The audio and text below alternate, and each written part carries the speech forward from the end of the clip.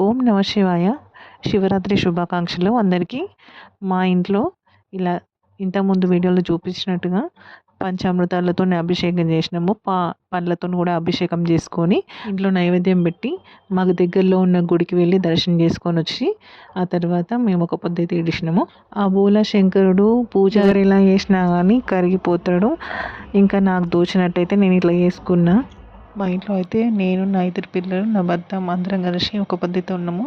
పొద్దున కూడా స్వామికి ఇష్టం అని చెప్పని వంకాయ, చారు, పెరుగు ఇవైతే వేసిన నైవేద్యం అయితే పెట్టేసి ఇంకా పొద్దున్న కూడా ఒక పొద్దు అయితే ఏడిచినాము. ఇలా అయితే మా శివరాత్రి ఒక పొద్దులు అయితే జరిగాయి. ఇంకా ఈ వీడియో మీకు నచ్చినట్లయితే లైక్ చేయండి, షేర్ చేయండి. ఇంకా మన ఛానల్ని సబ్స్క్రైబ్ చేయడం మర్చిపోకండి.